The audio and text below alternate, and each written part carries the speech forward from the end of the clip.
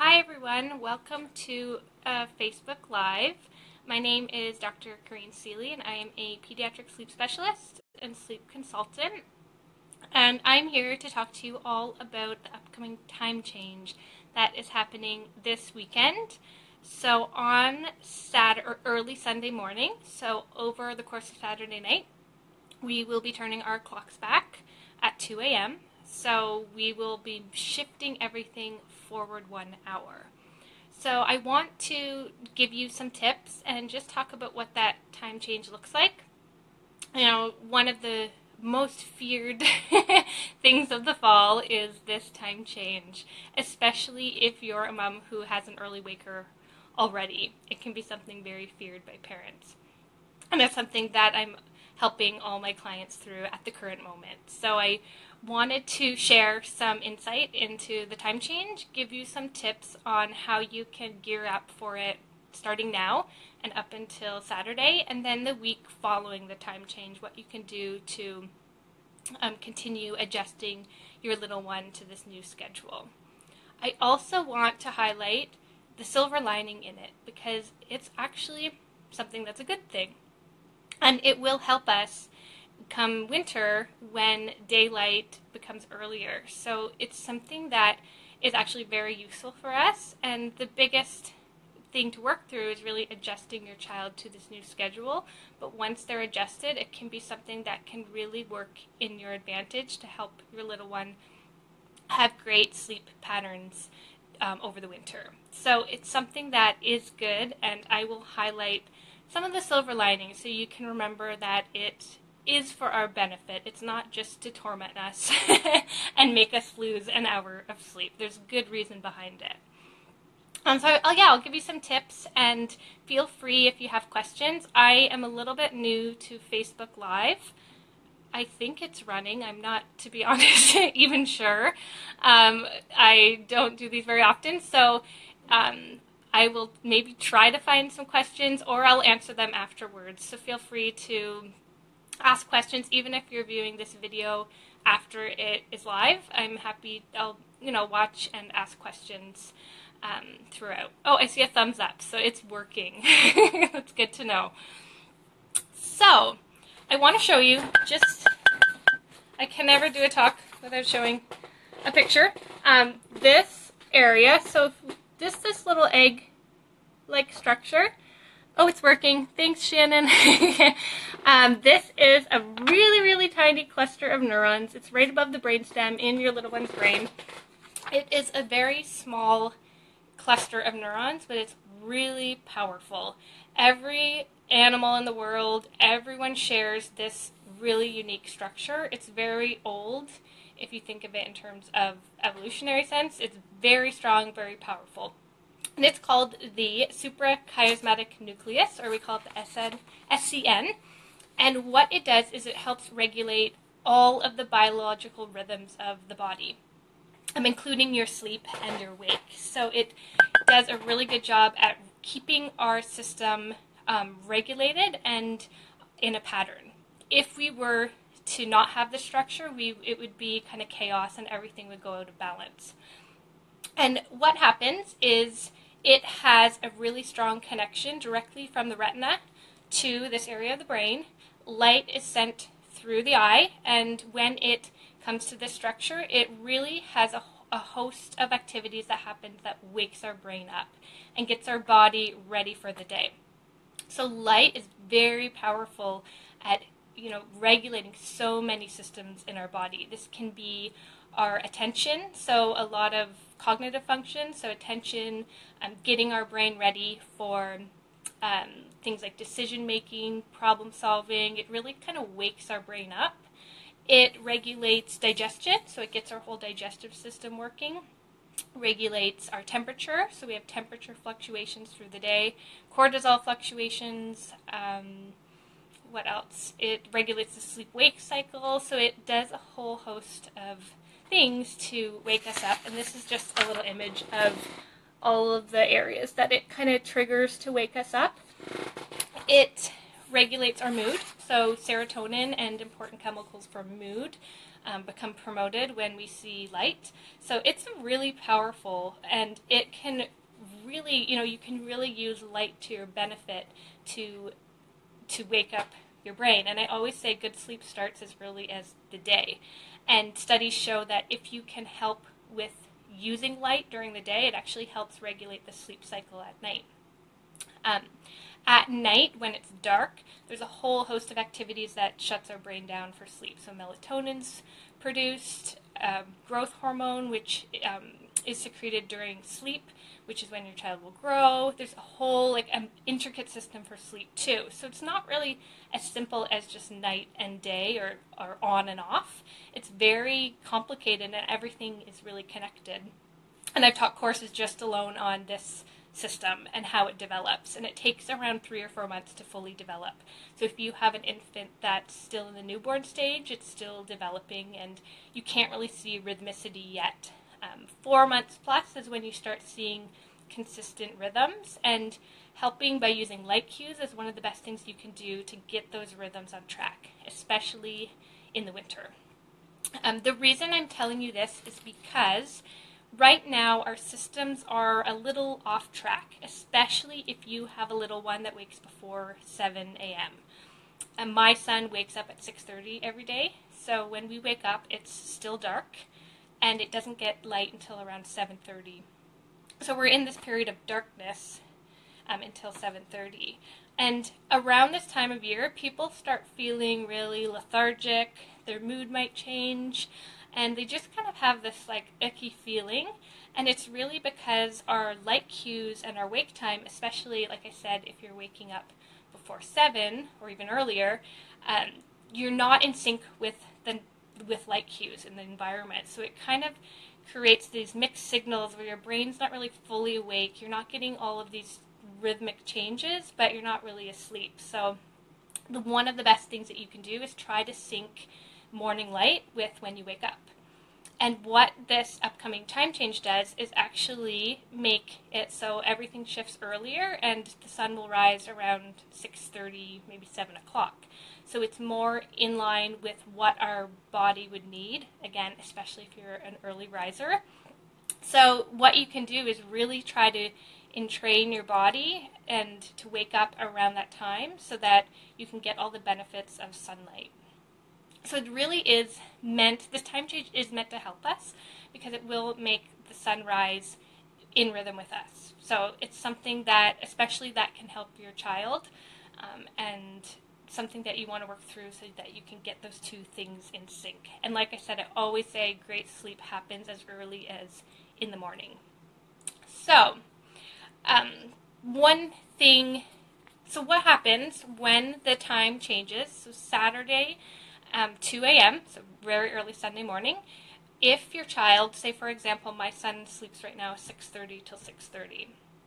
Saturday night, if he goes to bed at 6:30, he'll wake up at his 6:30, but it's really 5:30 because the time has moved forward. So what I want to avoid, and what I want all of my clients and all of you to avoid, is a child that wakes up 1 hour early, so it's 5:30 our time now, and then he has to go to bed at 5:30. So I do not want him shifting forward any earlier. 6:30 is early enough for me. So one thing that you want to do moving forward over the next 3 or 4 days is really try to shift your child's sleep forward, so that when it moves back, they can be more in line with the sun, waking up, anywhere 6 to 7 is usually average when infants wake up. And then they can have that rhythmicity with the sun, get that sun exposure, especially during winter. You want to encourage sun exposure during winter and keep them in line. So over the course of the next 3 or 4 days, what I would suggest is gradually trying to shift your child's cycle forward very slowly. And I say gradually. So one thing you want to avoid is, say, come Sunday morning, they wake up, it's 5:30. You don't want to stretch them a whole hour extra and try to put them to bed at their regular time, because that hour can make a huge difference for them. You want them, again, shifted forward slightly so it's not as big of a a gap, and it's not as drastic on them, because even toddlers, 1 hour can be huge, and especially infants, at 1 year and below, that's a huge change. So you want to, again, work on gradually getting them there before the time change. One thing you can do is just slowly start putting them to bed a little bit later. So it could be maybe tomorrow night 15 minutes later, and then the next night 15 minutes more, so you can slowly move their bedtime forward. But you want to make sure that they're really well rested when you do that, because what can happen is if your child's already pretty tired and you put them to bed even 15-20 minutes later, it can start disrupting sleep more. So they might wake up more frequently. It might contribute to early morning wake-ups if you're already experiencing them. So you want to make sure they're rested before you attempt to push their bedtime a little bit further. If they are infants and really young, so I'm working with a client right now who's 3 months, it's a little bit easier, because what you can do is, if you have an opportunity to nap them, add in a little cat nap later in the day and then kind of shift them forward. Having more frequent naps makes it a little bit easier to add in that nap and help them move their bedtime forward.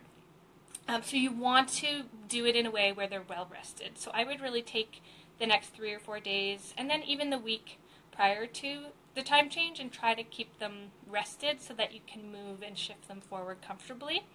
If you notice that it starts disrupting sleep, or it makes early morning wake-ups worse, then you might not want to do that. So see how they adjust to it. Sorry, we have a question here.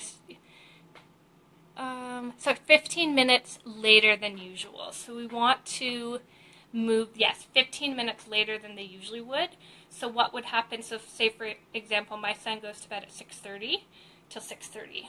What I would love, say in the next couple of days, if he could go to bed at 7:30 till 7:30, because Sunday morning, his 7:30 is going to be our 6:30. So he'll be on track, and then I can put him to bed at his regular time. So if we shift them forward, then it's easier when the time goes back. I'm not sure if that made sense. But in general, yes, shifting bedtime forward slightly. And if you have a baby that naps frequently, could be adding in an extra little nap. So thank you. So do it gradually. Don't jump into it all at once. If you say, I'm going to put them to bed an hour later, chances are they're going to wake up at the same time in the morning. Babies and infants, toddlers, children, they're very in tune. They get very set in these rhythms. So if they're always used to waking up, say 6:30, their bodies are just so used to it that they're likely not going to sleep a whole hour later. Last night, my son, he usually goes to bed at 6:30, but we were trick-or-treating, so he went to bed at 8 o'clock, an hour and a half later, and he woke up at 6:30 still. What I did was I actually kept him in his room in the dark until 7 o'clock. So what you can also do is try to keep, and using light cues is the best way to get them in these new rhythms. So, one thing when you're putting them, if you're trying to shift them later, you can expose them to light later in the day, even early evening, to try to get their clock on a little bit later schedule, and then at night make things dark and do bedtime. In the morning, what I would suggest is try to keep their space dark at their desired bedtime. So say you shift them forward 15 minutes, try to shift their light time forward as well. So that could mean just keeping them in the dark. If that means if they wake up kind of happy in their crib, I would leave them, if they're happy, and you can wait 15-20 minutes, get them up, do your morning. It could mean sitting with them in the room. So my son, he still woke up at 6:30, even though we went to bed later. So I stayed with him in his room. It was dark. I laid with him. He kind of snuggled, and he was content just kind of chatting and snuggling. So I kept his dark cycle later as well. So you want to shift the wake cycle later and then the dark cycle in the morning later. So what you want to avoid is getting them up early, turning on the lights, turning on the TV. A TV has blue light, which mimics the sun, and it gets their brain active and moving. So you want to shift that wake time earlier too. And the best way, again, to work on this transition over the next week is to use light cues to entrain their brain. The light is so powerful, it sends the signals for night and day, nothing else. You can use light cues to your advantage. So that's something that you can try if you have the opportunity. If they're rested, try to put them to bed a little later. Keep them in the dark a little later in the morning. If you can, and that could mean just kind of laying with them, or if they wake up too early, really trying to get them back to sleep and avoid taking them out before that desired bedtime. A lot of clients I meet whose children wake up too early, they kind of give up and they take them out, let them watch TV, and their little bodies get so used to light and dark that if you do that, they will get in the pattern of waking up at that time. So the best way to work through early morning wakes or to shift them is to use light cues. And that usually it takes around a week, 2 weeks to really shift a circadian clock forward. So just be patient with them. And this morning I was just really hoping, I was like, I hope he falls back to sleep because this will kind of shift him forward. But he didn't, and I had to remember, have to be patient. It will take some time. He will adjust. We all adjust. We've been through many, many time changes in our life. We always adjust to the new light cycles. So it just takes a little bit of time, so try to be patient with them as you move them forward. And try to keep them rested during the day, especially, here's one. What if they wake up 2 hours before the sun comes up? Kristen. So right now the sun comes up at 7:30, so if they're waking up at 5:30, it depends what type of schedule she's on. If you have a child that is an early morning wake, that does have early morning wakes, and that's something that you're kind of trying to balance, there's many different things that you can try to kind of work through. Ideally, for any child 6 months plus, you want 11 to 12 hours at night. So if they're going to bed at, say, 7, you want them to sleep till around 6 or 7. So if they're waking up earlier than that, say 2 hours, so that would be 5:30 a.m., you want to, you don't have to have it exactly when the sun comes up, but you want to shift them forward slightly for a schedule that works for them. So some babies will wake up just at 6 o'clock naturally, and that's fine. But at 6:30, the sun will come up. I don't know if that makes sense. If that answers your question, Kristen, maybe you can ask, or maybe just go into more detail. If they're waking 2 hours before, early morning wake up is something I commonly work with, and I do the same thing, keep them in the dark. I want them to get 11 to 12 hours of sleep. So that might mean trying to get them back down if they're waking up. She said, yes, thank you. So if they're waking up, say, I have one client who's waking up after 10 hours. We know they need an extra hour. So we're really trying to get them back down. So that's kind of something in itself you want to work through, is getting them back down. If they're going to bed 5:30 to 5:30, then that's kind of their natural rhythm, but you want to shift them forward. I don't know if that makes sense, but you want that 11 to 12 hour sleep. Early morning wake-ups earlier than that is you want to work on getting them back down.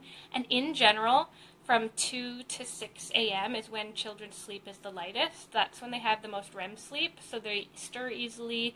And if your child has difficulty sleeping and falling back into sleep, you usually might see that happening during that time. So it could be a matter of helping them get back down so they can sleep if they need it.